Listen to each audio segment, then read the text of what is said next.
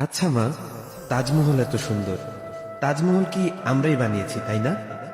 না তো, যিনি বানিয়েছিলেন উনার নাম সম্রাট শাহজাহান। উনি মুসলিম ছিলেন। ও আচ্ছা, তাহলে কুতুব মিনার নিশ্চয়ই আমরা বানিয়েছি। না না, উনিও মুসলিম ছিলেন। উনার নাম কুতুবউদ্দিন আইবেক।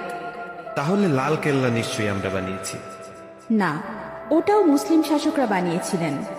তাহলে পুরাতন কেল্লা আমরা বানিয়েছি। না, পুরাতন কেল্লাও মুসলিমরা বানিয়েছে। তাহলে চারমিনার নিশ্চয়ই আমরা বানিয়েছি।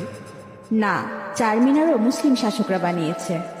মা, আমি শুনেছি ভারতের সবচেয়ে বড় ও পুরাতন রোড গ্র্যান্ড ট্রাঙ্ক প্রায় 3000 কিলোমিটার পর্যন্ত বিস্তৃত, সেটা তো আমরা বানিয়েছি। না না, গ্র্যান্ড ট্রাঙ্ক রোড আমরা বানাইনি। গ্র্যান্ড ট্রাঙ্ক রোড এক মুসলিম শাসক বানিয়েছেন। উনার নাম শেরশাহ। আচ্ছা, তাহলে হাজারদুয়ারি প্যাসেজ নিশ্চয়ই আমরা বানিয়েছি। না বেটা, এটাও মুসলিম শাসকরা বানিয়েছে। আচ্ছা, তাহলে মুঘল সাম্রাজ্য আমাদের ছিল তাই না? না, মুঘল সাম্রাজ্য মুসলিমদের সাম্রাজ্য ছিল। আচ্ছা, জয় হিন্দ এই শব্দটা কি আমরা প্রথম তৈরি করেছিলাম? না, এটাও একজন মুসলিম প্রথম বলেছিল।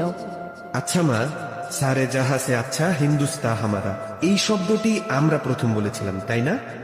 না, এটাও একজন মুসলিম কবি লিখেছিলেন। উনার নাম ইকবাল। তাহলে প্রথম স্যাটেলাইট লঞ্চ নিশ্চয়ই আমরাই করেছিলাম। জি না, ভারত অনেকবার স্যাটেলাইট লঞ্চ করেছিল, কিন্তু প্রতিবারই ফেল হয়েছে। এরপর এপিজে আবুল কালাম আজাদ প্রথমবার সাকসেসফুল ভাবে স্যাটেলাইট লঞ্চ করেছিলেন। উনি না থাকলে আজ ভারত স্যাটেলাইট লঞ্চ করতে পারত না। তাহলে পারমাণবিক অস্ত্র নিশ্চয়ই আমরা বানিয়েছি। না না, পারমাণবিক অস্ত্র একজন মুসলিম আবিষ্কার করেছে। উনার নাম এপিজে আবুল কালাম আজাদ। তাহলে মুসলিমরা না থাকলে আমাদের কি হতো মা? মুসলিমরা না থাকলে ভারত এক অন্ধকারাচ্ছন্ন দেশ থাকতো।